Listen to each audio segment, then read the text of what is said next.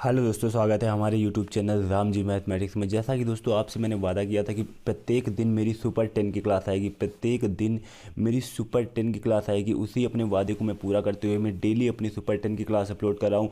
दोस्तों मैं बता दूँ, जो लोग मेरी सुपर 10 की प्रत्येक दिन क्लास ले रहे हैं, मैं इसमें हर वो टाइप के क्वेश्चन ला रहा हूँ। जैसे से लेकर हार्ड लेवल तक, ईजी लेवल के सभी क्वेश्चन मैंने अपनी सुपर 10 की क्लास में डाल रखे हैं। जैसे कि देखो, आपकी इसमें स्पीड तो इंक्रीज होगी ही होगी, और प्लस इसमें जो भी क्वेश्चन आता है, जैसे किसी भी टॉपिक का एक क्वेश्चन आया, मेंस्ट्रुएशन का कोई एक क्वेश्चन आया, तो मैं उस क्वेश्चन से लेकर के जितने भी डाउट होते हैं वो सारे डाउट आपको मैं उस क्वेश्चन में ही क्लियर करा देता हूँ। तो इससे आपको एक ये प्रॉफिट मिल रहा है कि जैसे कि आपका टॉपिक वाइज भी लगभग कवर हो जा रहा है, और प्लस आपकी स्पीड तो प्रैक्टिस के साथ इंक्रीज हो ही रही है। अभी मेरा भाई प्रत्येक दिन मेरी सुपर 10 की क्लास ले रहा है। वाकई में वो लोग जब पेपर देने जाएंगे और पेपर में एक उनको अपनी अलग ही तैयारी नज़र आएगी। ठीक है, तो देखो मेरी आज की क्लास का मेरा ये पहला क्वेश्चन है। पर दिया हुआ है, जब एक संख्या को 36 से विभाजित किया जाता है तो 23 शेष बचता है। यदि इस संख्या का घन 12 से विभाजित किया जाता है तो शेष कितना होगा। ठीक है, यदि इस संख्या का घन 12 से विभाजित किया जाता है तो शेष कितना होगा। सबसे पहले इस क्वेश्चन में आपको संख्या को पुटअप करना है कि हमारी संख्या क्या है। ठीक है, बस संख्या को मानना ही पूरा गेम है। इस खेल में संख्या को आप लोग अच्छी तरीके से मान लोगे, बस सेकेंडों में आंसर आ जाएगा। जब भी देखो इस क्वेश्चन में दिया जाए कि 36 से विभाजित करने पर 23 बचता है, तो यहाँ पर एक बात आपको चेक करनी है, जो नीचे वाली वैल्यू से कहा जा रहा है विभाजित करने पर कितना शेष बचेगा, तो ये वाली वैल्यू इस वैल्यू को पूरी तरह से डिवाइड करनी चाहिए। अगर ये वैल्यू इस वैल्यू को पूरी तरह से विभाजित कर रही है तो बिल्कुल मैं ये जो कॉन्सेप्ट बताने जा रहा हूँ 100% यहाँ पर लग जाएगा। अब यहाँ पर देखो, बिल्कुल 12×36 ये इसको विभाजित कर रही है, तो यहाँ पर संख्या को हम पुटअप करेंगे और संख्या हम क्या मानेंगे, संख्या हमारी क्या है 23। संख्या हमारी क्या है 23। आप कहोगे सर आपने संख्या 23 क्यों मान ली, यहाँ पर तो लिखा हुआ है जब एक संख्या को 36 से विभाजित करने पर 23 शेष बचता है। जब भी इस टाइप का क्वेश्चन आए आप लोग तुरंत जो शेष बचता है वही अपनी संख्या मान लेना। आप कहोगे कि इसको आप सर प्रूव्ड करिए। देखो मैं यहाँ पर प्रूव्ड नहीं करने वाला हूँ, यहाँ मैं सुपर 10 की क्लास सिर्फ आपकी स्पीड को इंक्रीज करने के लिए, आपकी तैयारी में चार चांद लगवाने के लिए ही आया हूँ। अगर आप लोगों को बिल्कुल मुझसे प्रूव्ड करवाना है तो मैंने पीछे ये क्लास अपलोड कर रखी है। ठीक है, रिमाइंडर की क्लास मैंने पीछे अपलोड कर रखी है, वहाँ जाकर के देख लेना। एक एक पॉइंट आपका बिल्कुल वहाँ पर क्लियर हो जाएगा। दोबारा आप मुझसे नहीं कहोगे सर इसको प्रूव कीजिए। ठीक है, तो अभी मैं यहाँ पर जितने कम शब्दों में आपको समझा सकता हूँ वो मैं समझा रहा हूँ। संख्या आप लोग तुरंत मान लेना 23। उसके बाद यहाँ पर दिया हुआ है यदि इस संख्या के घन को, अब हमें संख्या तो पता चल चुकी है कि यहाँ पर 23 है। यहाँ पर दिया हुआ है यदि इस संख्या का घन 12 से विभाजित किया जाए, यदि इस संख्या का घन 12 से विभाजित किया जाए तो शेष कितना होगा। अगर हम इस संख्या का घन करेंगे तो कितना हो जाएगा 23 का होल क्यूब हो जाएगा। और कह रहे हैं इसको अगर हम 12 से विभाजित करें तब हमारा शेषफल कितना होगा। यहाँ पर देखो, आप लोग अगर पहले इस क्वेश्चन को नहीं किया है तो इस क्वेश्चन में अच्छा खासा अपना टाइम लॉस करोगे। ठीक है, इसीलिए मैं आपको ये सुपर 10 की क्लास लेकर के आया हूँ। इसमें वो अच्छे अच्छे क्वेश्चन जिसमें अपना काफ़ी टाइम लॉस करते हो, लेकिन यहाँ पर विदाउट टाइम लॉस के बहुत ही जल्दी ऐसे क्वेश्चनों का आंसर आप लोग निकाल लोगे। अब यहाँ पर आप क्या करने वाले थे, यहाँ पर अगर आपने संख्या 23 भी मान लेते फिर भी यहाँ पर आप क्या करते 23 × 23 इसका आप लोग घन करते। ठीक है, घन करते इसका गुणा कराते, उसके बाद 12 से डिवाइड करते। ठीक है, 12 से डिवाइड करते और वहाँ पर तब उसके बाद जो आपका शेषफल बचता तब करते। इतना करने में आपका 3 से 4 मिनट का टाइम लॉस हो जाता। लेकिन यहाँ पर देखो हम क्या करेंगे, कुछ भी ऐसा नहीं करेंगे। अगर देखो हम 23 में अगर हम 12 से भाग दें तो कितनी बार जाएगा, 12 से भाग दें तो एक बार जाएगा। ऐसे तो हमारा एक बार जाएगा और हमारा 8 3 11 शेषफल बचेगा। ठीक है, लेकिन शेषफल में एक भाग मुझे और बताया जाता है कि एक रिमाइंडर जो हमारा निकलता है माइनस में निकलता है। जैसे कि देखो 12 का भाग मैंने 2 बार पढ़ दिया, 12 दूना 24, लेकिन वहाँ पर देखो कितना, यहाँ पर 23 है, 2 बार मैं नहीं पढ़ सकता हूँ, लेकिन मैंने 2 बार पढ़ दिया। 12 दूना 24, तो यहाँ पर कितना बचा -1 बचा। बिल्कुल आप 2 बार पढ़ सकते हो और यहाँ पर -1 रिमाइंडर बचा है, उसको यहाँ पर लिख सकते हो। -1 रिमाइंडर की पावर ऊपर 3 लगी हुई है तो हम 3 लगा देंगे, और यहाँ पर जब 3 लगी हुई है तो यहाँ पर भी -1 ही आ जाएगा। ठीक है। जब -1 आ जाएगा, रिमाइंडर कभी माइनस में नहीं लिखा जाता है, इसलिए आपको एक काम करना है, यहाँ पर जो नीचे वाली वैल्यू से आपने भाग दिया था उसी रिमाइंडर में इसको ऐड कर देना है, उसी रिमाइंडर में इसको ऐड कर देना है। तो यहाँ पर देखो कितना आ जाएगा, यहाँ पर आ जाएगा 11 option number A will be right answer हो जाएगा, option number A will be right answer हो जाएगा। दोस्तों हमारा नेक्स्ट क्वेश्चन है इसके बाद। यहाँ पर देखो ये नंबर सिस्टम का बहुत ही बढ़िया और प्यारा सा क्वेश्चन है। अगर आप लोगों ने ऐसे क्वेश्चन को पहले नहीं किया है तो आपके लिए बहुत ही ज़्यादा प्रॉब्लम क्रिएट करने वाला है, ठीक है। तो दोस्तों देखो इस क्वेश्चन को हम कैसे सॉल्व करते हैं। यहाँ पर देखो रूट के अंदर दिया हुआ है पूरा क्वेश्चन और रूट के अंदर सभी पावर्स लगी हुई हैं। तो यहाँ पर देखो बहुत ही ज़्यादा देख करके ही हमें डर लगता है ऐसे क्वेश्चन से, लेकिन इनमें होता कुछ नहीं है। यहाँ पर हम एक एक डिजिट से इस क्वेश्चन को उड़ाएंगे और देखो कैसे आसानी के साथ। जैसे कि देखो यहाँ पर दिया हुआ है, सबसे पहले हमारी यहाँ पर करनी के ऊपर क्या लगा हुआ है, 3 पावर लगी हुई है, ठीक है। करनी के ऊपर 3, तो यहाँ पर ये हमारा देखो 2 रहा और 2 के ऊपर केवल एक करनी लगी हुई है जिसका यहाँ पर लगा हुआ है पावर 3। तो इसको हम क्या कर देंगे, 1/3 कर देंगे, ठीक है। जब भी देखो यहाँ पर करनी के ऊपर लगी होती है कोई पावर तो उसको 1 में लिखते हैं।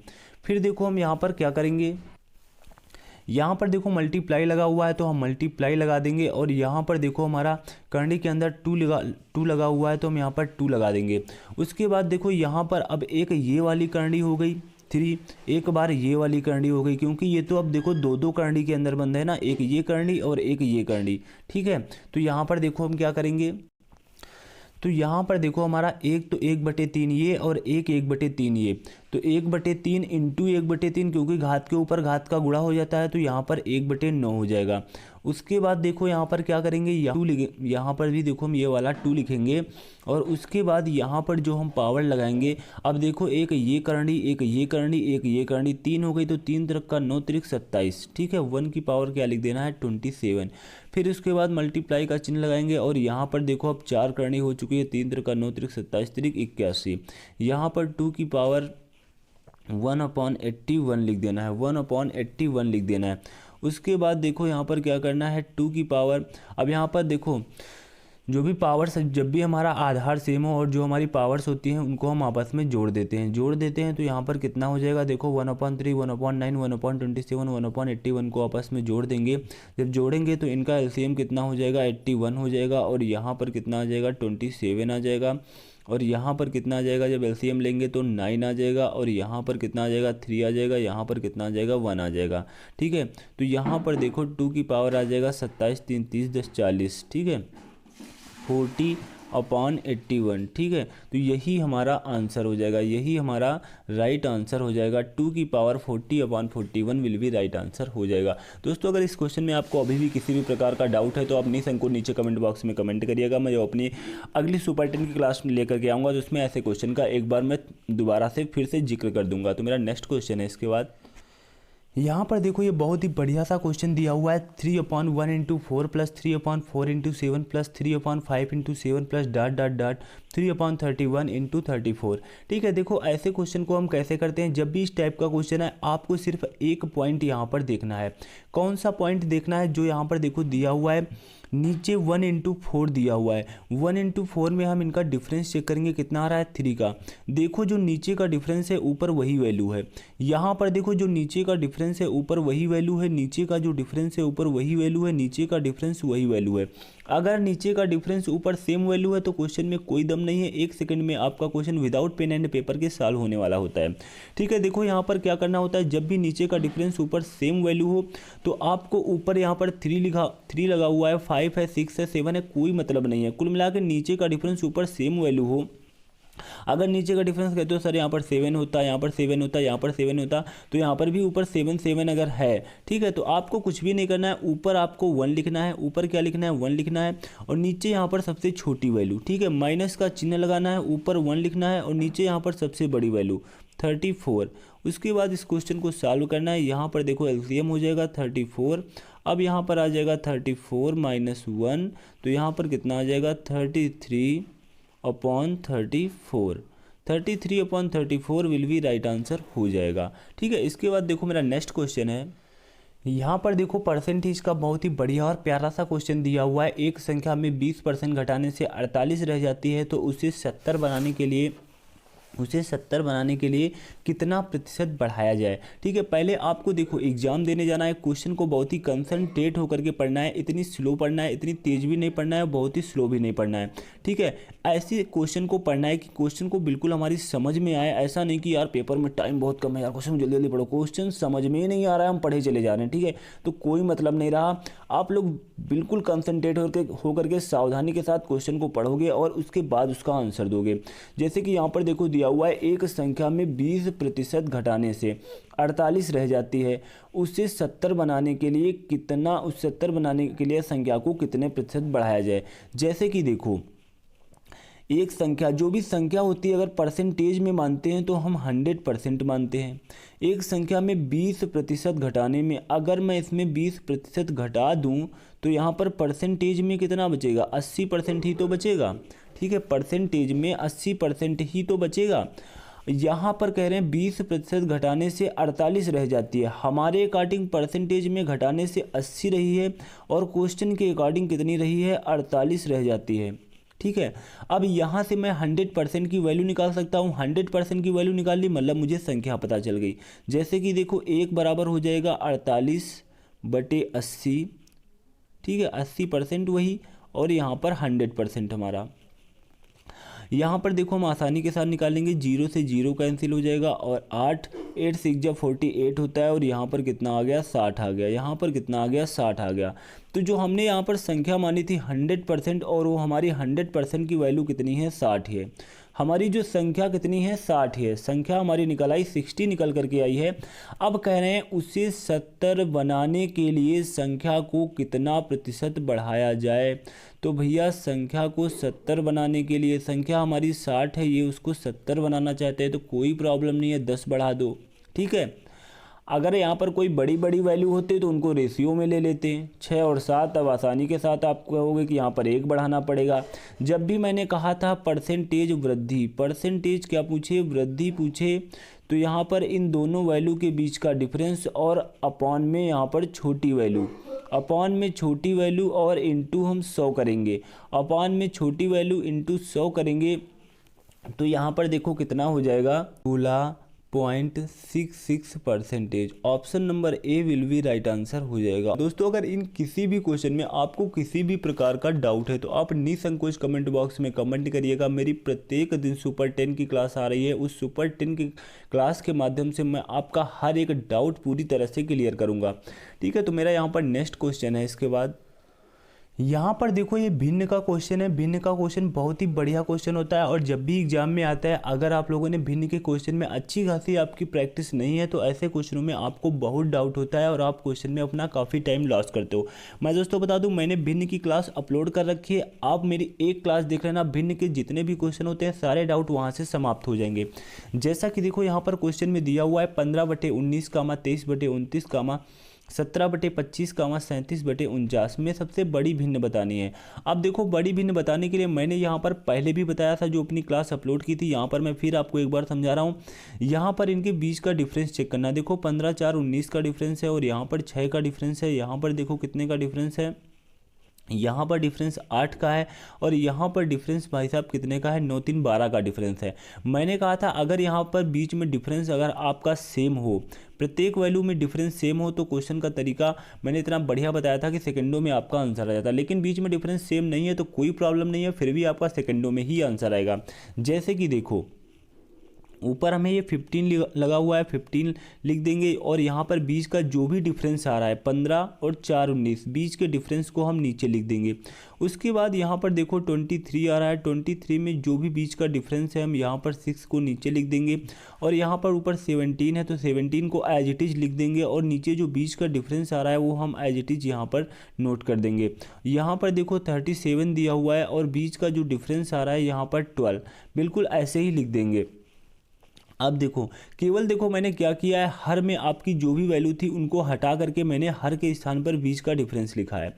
ठीक है, बीच का डिफरेंस लिखा है। अब यहाँ पर अगर बीच का डिफरेंस सेम होता तो कोई प्रॉब्लम ना थी, यहीं से आपका आंसर आ चुका होता। लेकिन अगर सेम नहीं है तो यहाँ पर आपको एक काम करना होगा। वो काम ये करना होगा, एलसीएम लेना पड़ेगा। एलसीएम देखो, एलसीएम लेने में तो आपको बहुत ही अच्छी तरीके से पता है कि एलसीएम कैसे लिया जाता है। यहाँ पर देखो 12, 8 और 6, 4 का एलसीएम कितना होगा। आपको मैं एलसीएम भी लेने का तरीका अपने क्वेश्चन में बता चुका हूँ, बहुत ही शानदार एलसीएम के तरीके बताए हैं। जैसे कि यहाँ पर देखो, एक बार मैं फिर से समझा दूँ, जब भी आपको इस टाइप का एलसीएम लेना हो, इसमें काफ़ी कन्फ्यूजन होता है।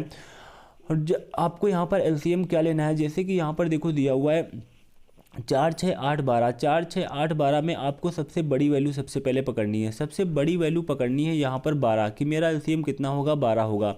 अब उसके बाद 8, उसके बाद 8 का नंबर है तो यहाँ पर देखो 8 को इस वैल्यू से डिवाइड कराओगे। अगर 8 पूरी तरह से इस वैल्यू को डिवाइड कर रहा है तो समझ लेना, अगर देखो यहाँ पर मैं लिख करके समझा दूँ, अगर 8 इस वैल्यू को पूरी तरह से डिवाइड कर रहा है, 4 3 12, 4 दूनी 8, ये देखो पूरी तरह से डिवाइड नहीं कर पा रहा है। अगर पूरी तरह से डिवाइड नहीं कर रहा है तो यहाँ पर काटने पर जो भी नीचे शेष बच रहा है, जो भी काटने पर यहाँ पर बच रहा है वो यहाँ पर 12 के साथ ऐड कर देना। अब 8 का काम समाप्त हुआ, 8 का काम समाप्त हुआ। यहाँ पर देखो कितना बचा, 12 इंटू 2। 12 इंटू 2 में इस 6 से भाग दोगे, 12 इंटू 2 में इस 6 से भाग दोगे, 6 दूनी 12, ये तो पूरी तरह से 12 को ही काट देगा। ठीक है, तो एलसीएम हमारा यही रहेगा। 6 का काम खत्म हुआ, फिर 4 को चेक कर लेंगे। अगर हम इसमें 4 से भाग देंगे क्या पूरा पूरा चला जाएगा, बिल्कुल चला जाएगा। तो 4 का काम भी समाप्त हुआ, तो हमारा एलसीएम कितना आ गया, 24 आ गया। यहाँ पर देखो आपको जो मैं समझा रहा हूँ इसमें टाइम लग रहा है, आपको समझने में थोड़ी सी बड़ी प्रॉब्लम क्रिएट हो रही होगी, लेकिन अगर आप लोग इस तरीके से समझ जाओगे ना तो किसी भी प्रकार का कोई एलसीएम होगा, सेकंडों में आप उसका आंसर दोगे। बस इसी तरीके से आप लोग निकालना। यहाँ पर देखो 24 हमारा जब एलसीएम हो जाएगा, इस एलसीएम से यहाँ पर प्रत्येक भिन्न में हम मल्टीप्लाई करा देंगे। क्या करा देंगे, प्रत्येक भिन्न में मल्टीप्लाई करा देंगे।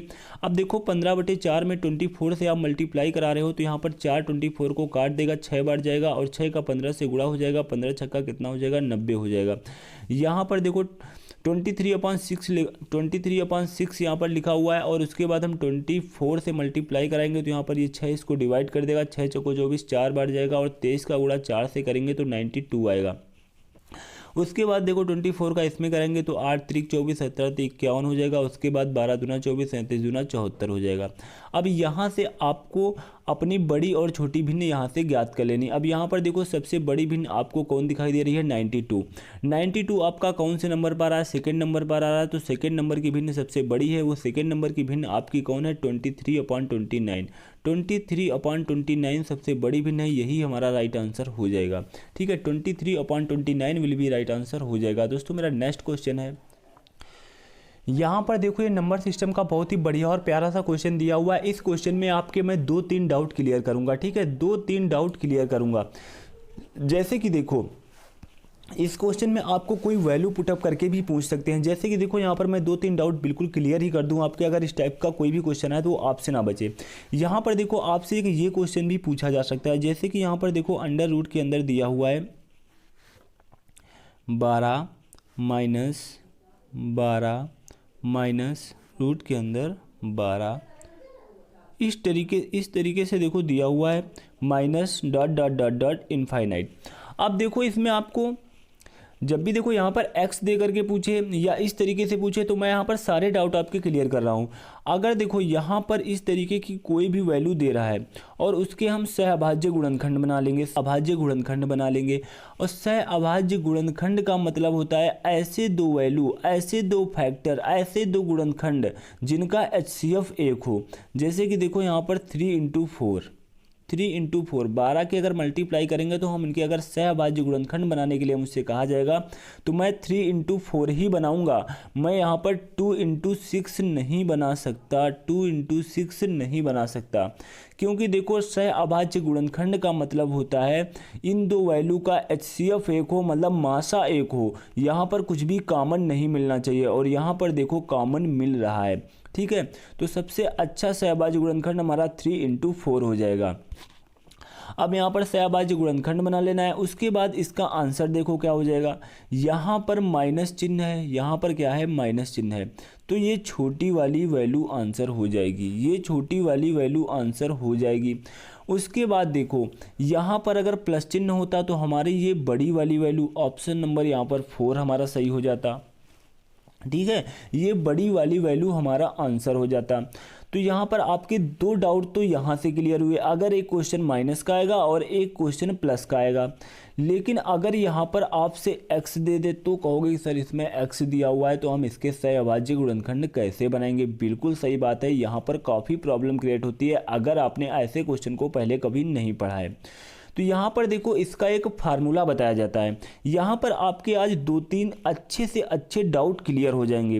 वो कौन सा फार्मूला देखो बताया जाता है, जब भी कहा जाता है कि इस तरीके से कोई भी वैल्यू आए जिसके सहअभाज्य गुणनखंड हम नहीं बना सकते हैं। जैसे कि देखो यहाँ पर मैं 1-2 एग्जाम्पल दे करके और आपको बता दूँ। यहाँ पर देखो इस तरीके से भी आपसे पूछा जा सकता है, जैसे कि देखो मैं यहाँ पर आपको दिखा रहा हूँ, रूट के अंदर दिया हुआ है 3 माइनस रूट के अंदर 3 माइनस रूट के अंदर 3 minus dot dot dot dot infinite. यहाँ पर आपसे प्लस चिन्ह भी लगा सकते हैं, क्या कर सकते हैं, यहाँ से प्लस चिन्ह लगा करके भी पूछ सकते हैं। अब मैं आपसे कहूँ कि यहाँ पर 3 और 3 का सहअभाज्य गुणनखंड बताइए। ठीक है, देखो सहअभाज्य गुणनखंड में एक को नहीं लिया जाता है कि आप कहते हो सर देखो मैंने 1 मान लिया और 3 मान लिया, बन गए हमारे सहअभाज्य गुणनखंड। तो ये बात गलत है, सहअभाज्य गुणनखंड में 1 को नहीं लिया जाएगा, क्योंकि 1 तो देखो ऑलरेडी 3 में भी होता है, हर वैल्यू में ऑलरेडी 1 तो होता है। अगर 1 में मैं किसी भी वैल्यू से मल्टीप्लाई करा दूं तो कोई फर्क नहीं पड़ने वाला है, तो यहाँ पर 1 नहीं लिया जाएगा। तो यहाँ पर इसके सहअभाज्य गुणनखंड हम नहीं बना सकते। जब हम सहअभाज्य गुणनखंड नहीं बना सकते हैं तो हमारा यहाँ पर ये जो आपको दिया हुआ है इसको मैं जो बताऊँगा फार्मूले के रूप में भी रट लेना और एक अपने कॉन्सेप्ट के रूप में भी रट लेना। जैसे कि देखो ये एक आपका फार्मूला है, फार्मूला यहाँ पर क्या हो जाएगा, यहाँ पर देखो ये माइनस का यहाँ पर क्वेश्चन है तो इसलिए ये माइनस का फार्मूला हम इसे कहते हैं। यहाँ पर फार्मूला होता है -1 plus under root 1 plus 4a -1 plus under root 1 plus 4a upon 2। इसका देखो ये फार्मूला होता है। ठीक है, इसका यही फार्मूला होता है। और इस फार्मूले में जैसे कि यहाँ पर देखो x लिखा हुआ है तो हम यहाँ पर x लगा देंगे, माइनस का x प्लस, अरे सॉरी यहाँ पर देखो माइनस का 1 प्लस अंडर रूट 1 प्लस 4 और यहाँ पर a के स्थान पर x रख देंगे बस, अपॉन 2। यहाँ पर देखो आपका ये आंसर आ जाएगा -1 plus under root 1 plus 4x upon 2।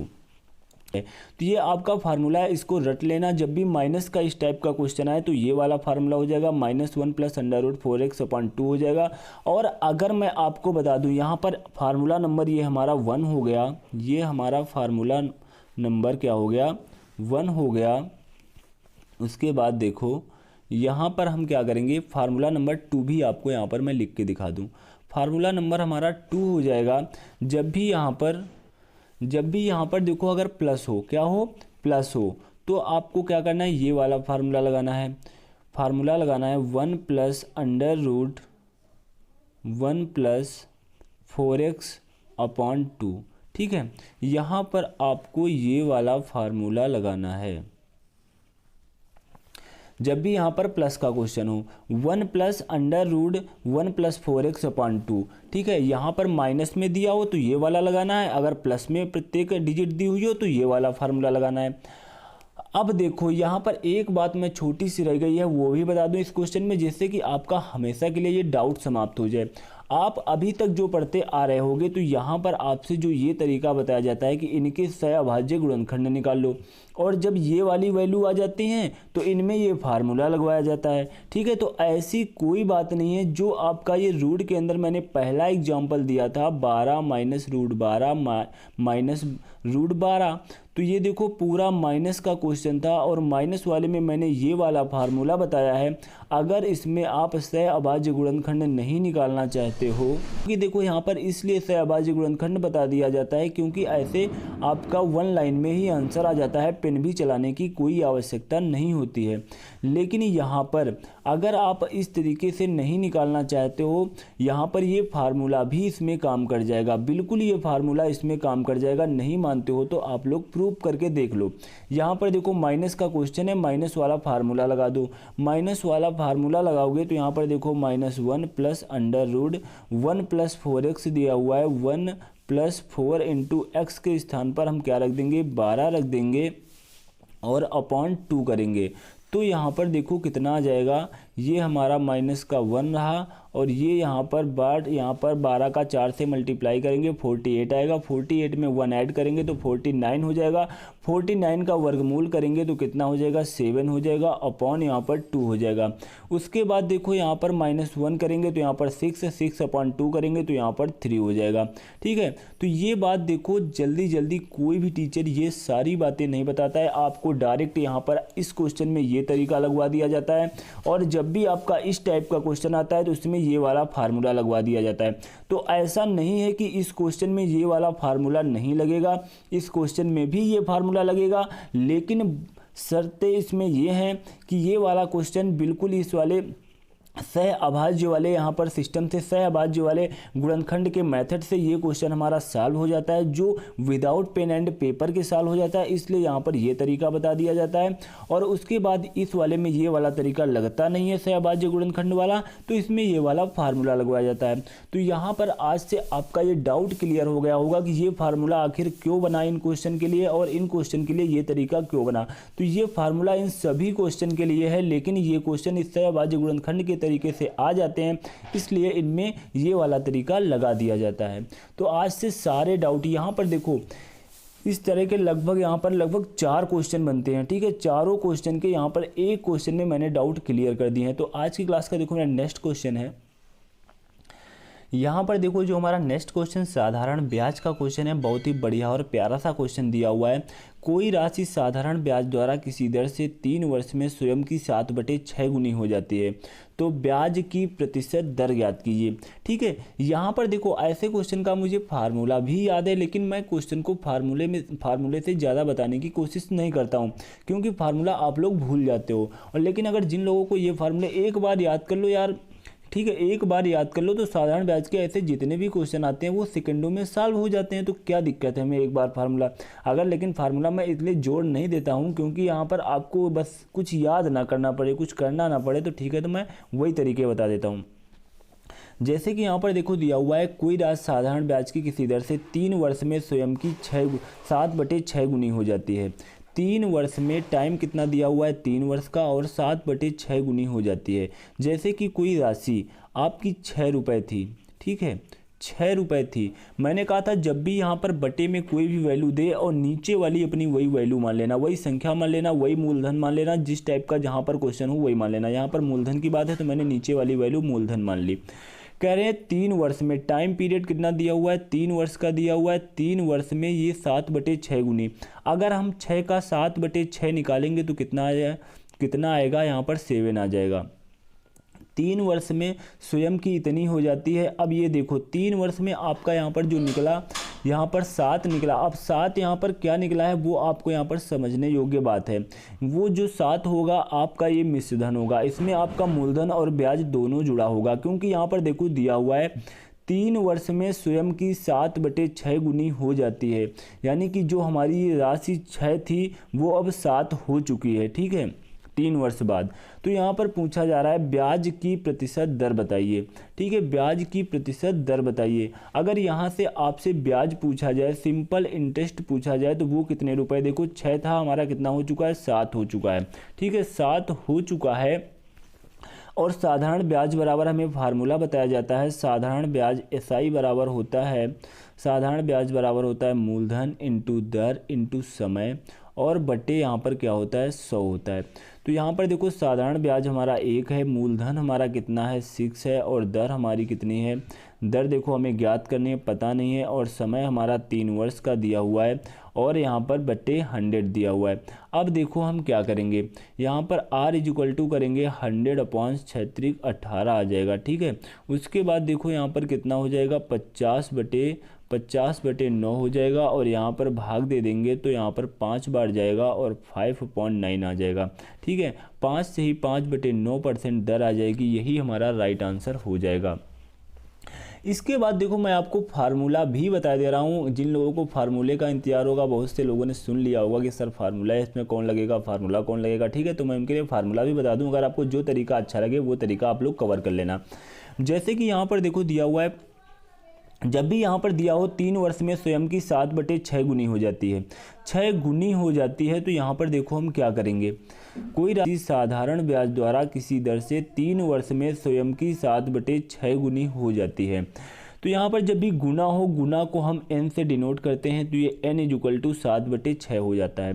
तो यहाँ पर दर = एक फार्मूला मैं आपको बता रहा हूँ, दर r बराबर n-1/t, r बराबर n-1/t इंटू 100 हो जाएगा। और अगर आपको यहाँ पर से आपकी दो बातें क्लियर हो जाएंगी। दो बातें कौन सी क्लियर हो जाएंगी? अगर आपको दर दे रखी है, समय पूछा जा रहा है, तो आपका समय निकल आएगा। अगर आपका समय दे रखा है, दर पूछी जा रही है, तो आपकी दर निकल आएगी। यहाँ पर कितने गुना पूछा जाएगा, ठीक है, दर और समय दोनों दे रखे हैं, तो कितने गुना हो जाएगा, तो इससे आप n का मान निकाल करके इतने गुना हो जाएगा ये भी निकाल सकते हो। तो यहाँ से 3 पॉइंट आपके क्लियर हो जाएंगे। जैसे कि देखो अभी यहाँ पर मैं फार्मूले में रख रहा हूँ, तब आपको यहाँ पर समझ में आएगा। आपसे देखो यहाँ पर दर पूछी जा रही है, तो r = n हमारा 7/6 दिया हुआ है, -1 दिया हुआ है, और टाइम हमारा 3 वर्ष का दिया हुआ है, इंटू 100 दिया हुआ है। इसके बाद हम इसे सॉल्व करेंगे, तो यहाँ पर 7 - 6 यहाँ पर कितना हो जाएगा, 1 हो जाएगा। और यहाँ पर बटे में हमारा 6 आएगा, ये देखो 3 भी हमारा कहाँ आ जाएगा, नीचे आ जाएगा, और इंटू हमारा कितना हो जाएगा, 100 हो जाएगा। अब देखो यहाँ पर हम सॉल्व करेंगे तो हमारा कितना आ जाएगा नीचे, अभी आपको थोड़ा सा दिखाई नहीं दे रहा होगा, मैं क्वेश्चन को छोटा करता हूँ।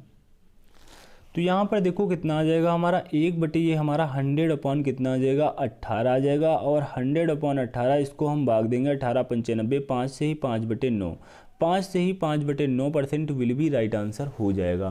तो दोस्तों हमारा नेक्स्ट क्वेश्चन है, यहाँ पर देखो जो हमारा नेक्स्ट क्वेश्चन दिया हुआ है बहुत ही बढ़िया और प्यारा सा क्वेश्चन है, ठीक है, साझेदारी का क्वेश्चन है। किसका है? साझेदारी का क्वेश्चन है। तो यहाँ पर देखो हम इसे कैसे सॉल्व करेंगे।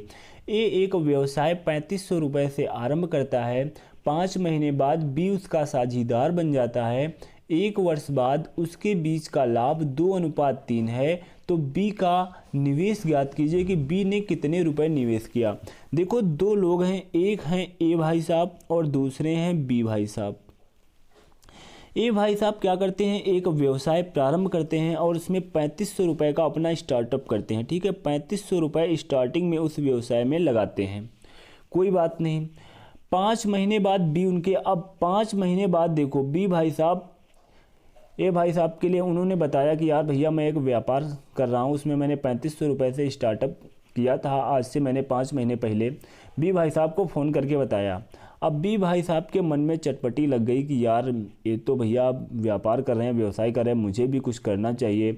इन्होंने थोड़ी देर बैठ करके सोचा और फिर कहा कि अरे यार मैं इन्हीं के साथ क्यों ना पार्टिसिपेट कर लूँ, ठीक है, इन्हीं के साथ मैं क्यों ना पार्टिसिपेट कर लूँ। तो इन्होंने फिर उनको कॉल रिटर्न किया, कहना अरे भैया यार मेरे मित्र, मुझे भी अपने व्यापार में पार्टिसिपेट कर लूँ, ठीक है। 5 महीने बाद अब इनके व्यापार में इन्होंने 3500 रुपये लगा दिए थे और 5 महीना तक की इन्होंने व्यापार किया हुआ था। तभी ये कह रहे हैं मुझको भी यार अब इसी में साझी कर लो, ये कह रहे हैं यार अगले साल साझी हो जाना, ठीक है। लेकिन इन्होंने कहा अरे यार मुझे भी पैसे की बहुत ज़रूरत है, मुझे तुरंत साझी बना लो, ठीक है। तो यहाँ पर इन्होंने क्या किया, बी को भी साझीदार बना लिया, ठीक है, बी को अपना साझीदार बना लिया। और बी ने 5 महीने बाद, यहाँ पर महीने बाद बी उसका साझीदार बन जाता है। 1 वर्ष बाद उनके बीच लाभ का अनुपात ये दिया हुआ है। तो यहाँ पर पूछा जा रहा है बी का पूंजी निवेश ज्ञात कीजिए। बी का मैं यहाँ पर x ले लेता हूँ, बी ने x रुपए लगाए और बी ने भैया, क्योंकि यहाँ पर देखो 1 वर्ष बाद दिया हुआ है, तो बी ने भैया कितने दिनों के लिए लगाए थे, बी अब 5 महीने बाद व्यापार में आए हैं, 1 वर्ष बाद लाभ का बंटवारा हो रहा है, तो इन्होंने 7 महीने के लिए लगाए थे। क्या लगाए थे?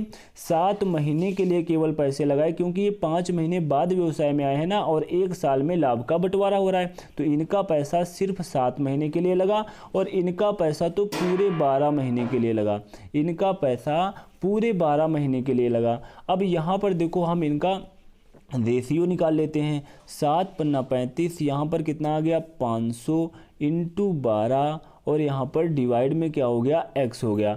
अब यहाँ पर देखो दिया हुआ है जो हमने यहाँ पर अपना रुपया लगाया, जिस टाइम के लिए लगाया, उससे जो रेशियो प्राप्त होता है उसी के अकॉर्डिंग हमारा लाभ का रेशियो प्राप्त होता है। ठीक है, लाभ का रेशियो हमारा कितना है 2:3। ये रेशियो बराबर लाभ का रेशियो होता है, रेशियो बराबर प्रॉफिट का रेशियो। अब इनको हम आपस में यहाँ पर तिर्यक गुणा करा करके सॉल्व कर लेंगे। जैसे कि यहाँ पर देखो 2 से काट देंगे, यहाँ पर 6 आया। अब यहाँ पर x इजिकल टू, यहाँ पर x इजिकल टू कितना आ जाएगा 6 आया, यहाँ पर 6 18 पंचे 90। ठीक, कितना हो गया 90 हो गया, और ये हमारा 00 हो गया। ठीक है, तो x का कितना आ चुका है 9,000 रुपये आ चुका है। ठीक है, यहाँ पर B का पूंजी निवेश कितना था 9,000 रुपये था। तो B भाई साहब ने 9,000 रुपये लगा करके व्यापार में पार्टिसिपेट किया था। ठीक, तो 9,000 रुपये विल बी राइट आंसर हो जाएगा। ठीक है, तो दोस्तों आज की क्लास का मेरा यह लास्ट क्वेश्चन था। तो मेरी आज की यह क्लास कैसी लगी नीचे कमेंट बॉक्स में कमेंट करके अवश्य बताएं। और अभी तक हमारे यूट्यूब चैनल भैया राम जी मैथमेटिक्स को सब्सक्राइब नहीं किया है यार SSC GD वाले बच्चों, क्योंकि मैं आपके लिए प्रत्येक दिन सुपर 10 की क्लास लेकर के आ रहा हूँ। उसमें मेरी यह क्लास कैसी लगी नीचे कमेंट बॉक्स में कमेंट करके अवश्य बताएं। और अभी तक हमारे YouTube channel Ram ji mathematics को सब्सक्राइब नहीं किया है तो यार सब्सक्राइब कर लेना, और बेल आइकन के साथ आपको क्या करना है वो तो आपको पता ही है। ठीक है, तो thanks to all of you.